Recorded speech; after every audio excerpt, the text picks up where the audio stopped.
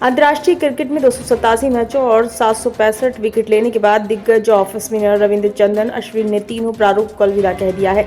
हालांकि वो घरेलू टूर्नामेंट्स और आईपीएल खेलते रहेंगे। अश्विन ने 106 टेस्ट में 537 विकेट चटकाए, जिससे उनका करियर दिग्गज अनिल कुंबले 619 के बाद भारत के दूसरे सबसे ज्यादा विकेट लेने वाले गेंदबाज के रूप में समाप्त हुआ।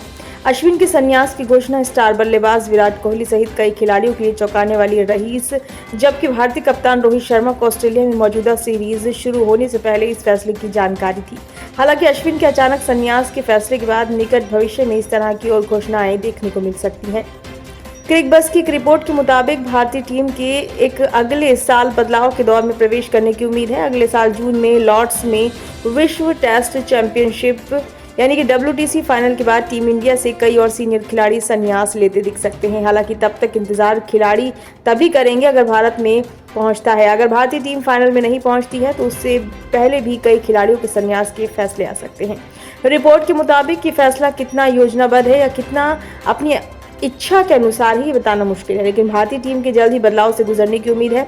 संभवतः 2025 में टेस्ट सीरीज के लिए इंग्लैंड जाने से पहले ऐसा हो सकता है।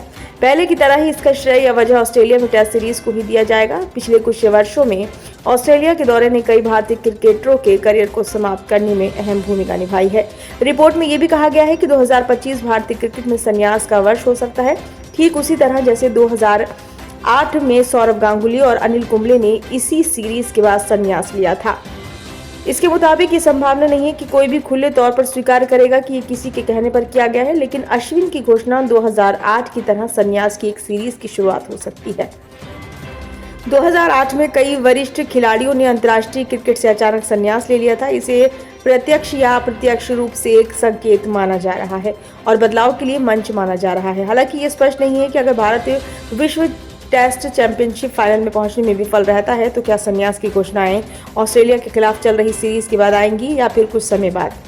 अश्विन ने अपने आखिरी भाषण में बताया था कि वो टीम में कुछ अन्य सीनियर खिलाड़ियों के साथ हैं और उनके साथ लंबे समय तक ड्रेसिंग रूम शेयर करना अच्छा लगा।